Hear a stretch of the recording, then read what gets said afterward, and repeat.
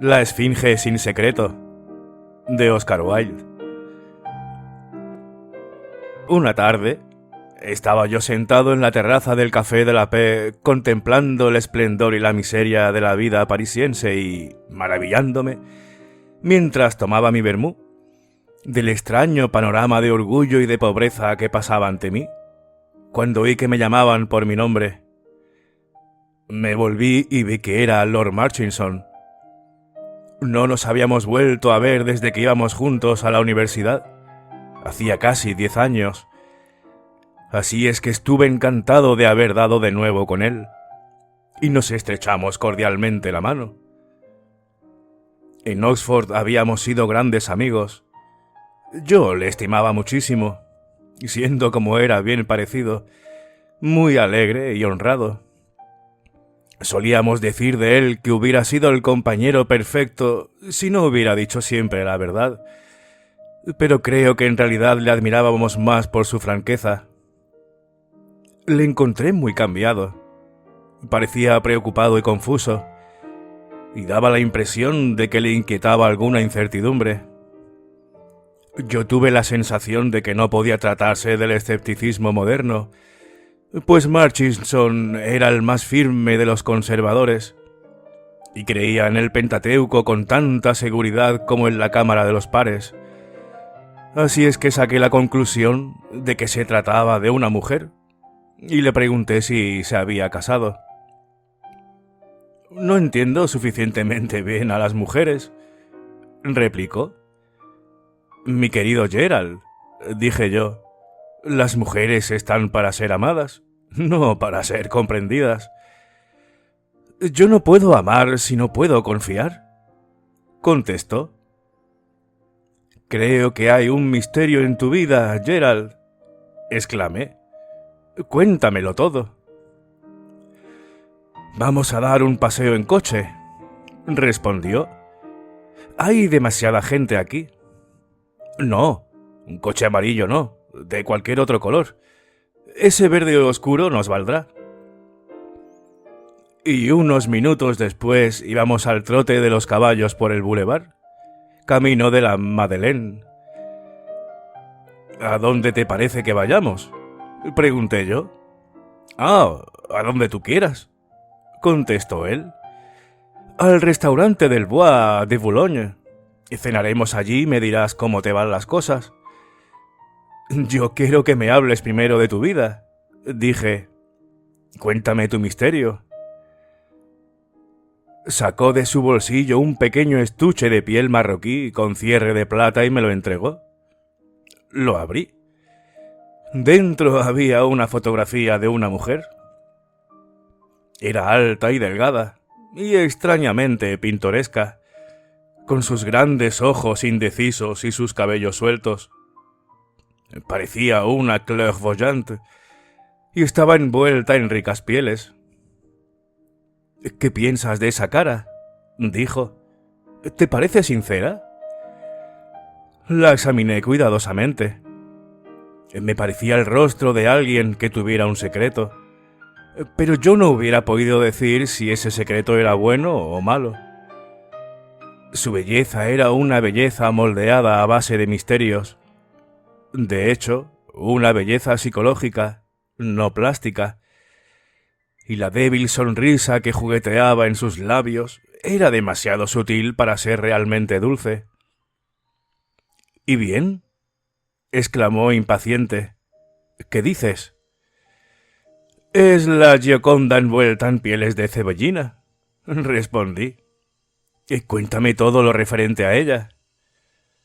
«Ahora no», dijo. «Después de la cena». Y se puso a hablar de otras cosas. Cuando el camarero nos hubo servido el café y los cigarrillos, recordé a Gerald su promesa.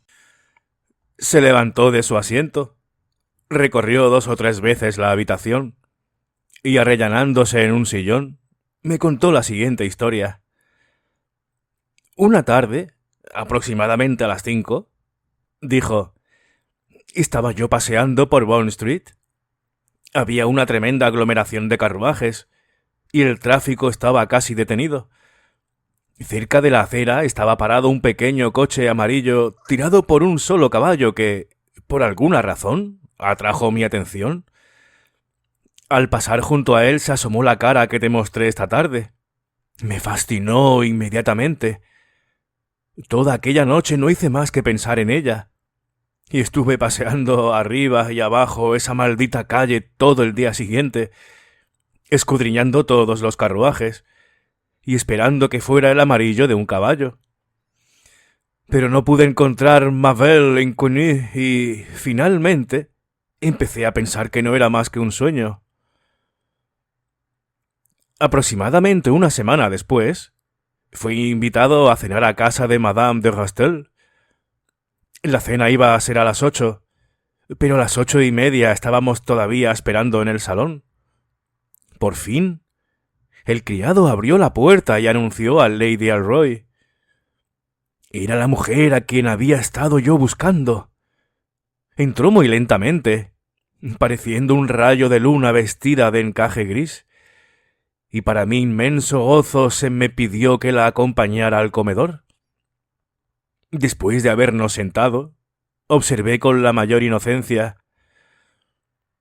«Creo que la he visto en Bond Street hace algún tiempo, Lady Alroy». Se puso muy pálida y me dijo en voz baja: «Por favor, no hable tan alto. Pueden oírle». Me sentí desdichado por haber hecho tan malos comienzos, y me sumergí temerariamente en el tema del teatro francés. Ella hablaba muy poco, siempre con la misma voz baja musical, y parecía como si temiera que alguien estuviera escuchando. Me sentía apasionada y estúpidamente enamorado, y la indefinible atmósfera de misterio que la rodeaba excitaba mi más ardiente curiosidad. Cuando iba a marcharse, lo que hizo muy pronto después de acabada la cena, le pregunté si podría ir a visitarla. Ella vaciló un instante, lanzó una mirada alrededor para ver si había alguien cerca de nosotros y luego dijo: «Sí, mañana, a las 5:45». Pedí a Madame de Rastel que me hablara de ella, pero todo lo que pude saber fue que era una viuda y que tenía una hermosa casa en Park Lane.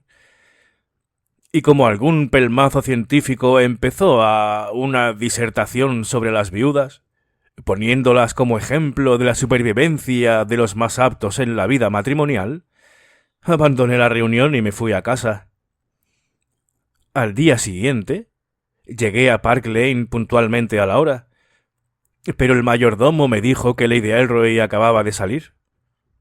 Me fui al club, sintiéndome muy desgraciado y muy desconcertado, y después de mucho considerarlo le escribí una carta, preguntándole si podía tener la esperanza de que se me permitiera probar suerte alguna otra tarde. No obtuve respuesta en algunos días, pero finalmente recibí una pequeña nota diciéndome que estaría en casa el domingo a las 4 y con esta extraordinaria postdata: «Por favor, no vuelva a escribirme aquí. Se lo explicaré cuando lo vea».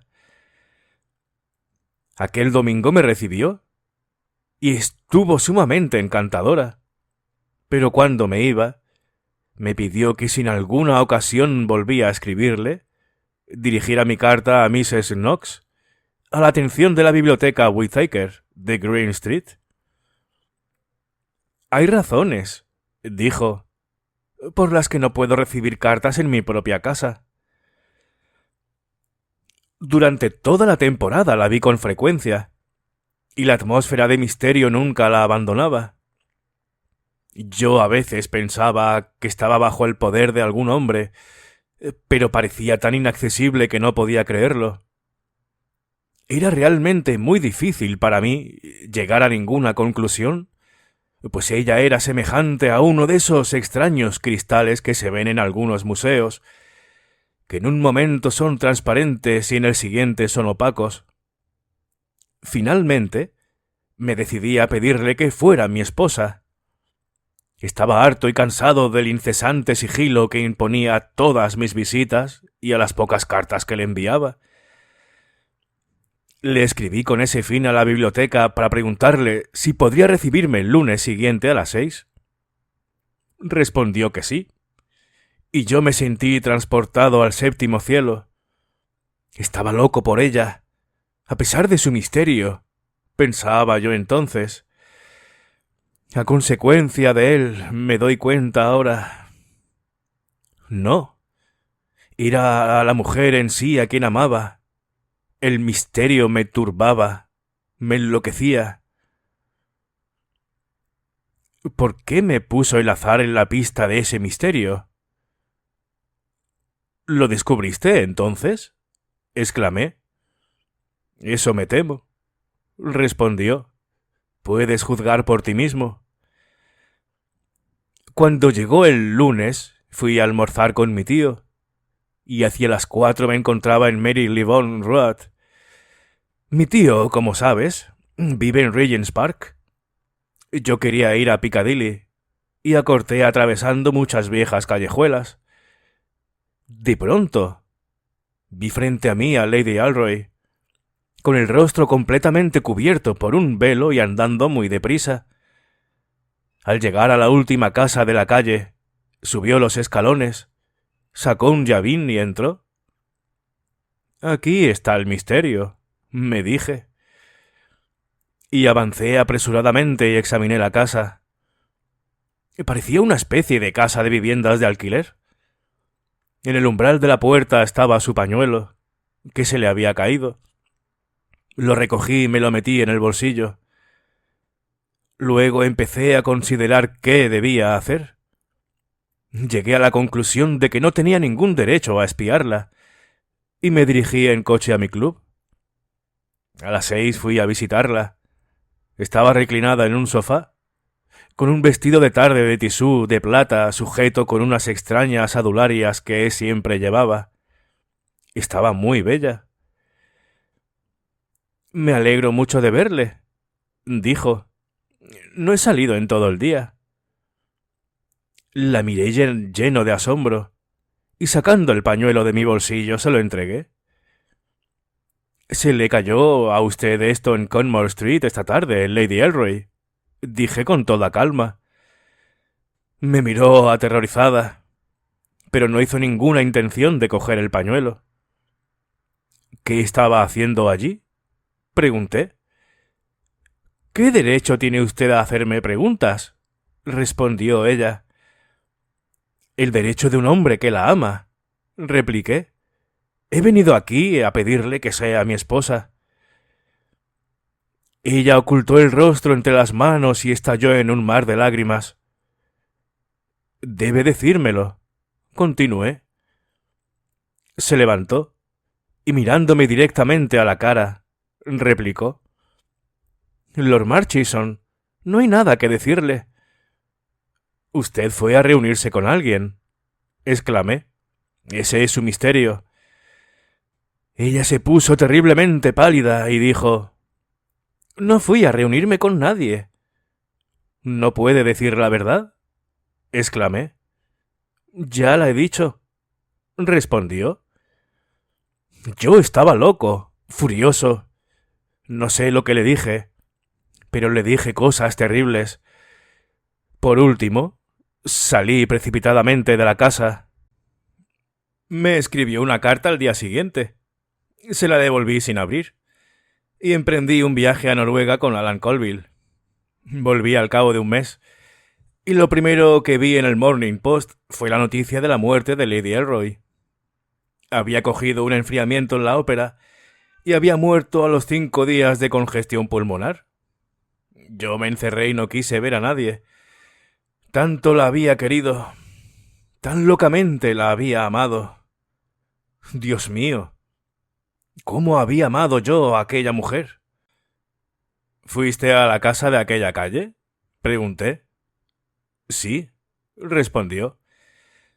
Un día fui a Cumnor Street y no pude evitarlo. La duda me torturaba. Llamé a la puerta y me abrió una mujer de aspecto respetable. Le pregunté si tenía habitaciones para alquilar. «Bueno, señor», replicó. «Se supone que los salones están alquilados». Pero hace 3 meses que no veo a la señora y como debe la renta, puede usted quedarse con ellos. ¿Es esta la señora? Dije enseñándole la fotografía.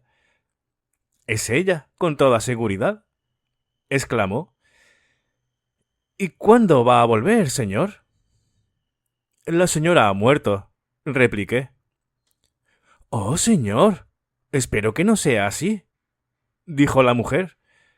Era mi mejor inquilina. Pagaba 3 guineas a la semana solo por sentarse en mis salones de vez en cuando.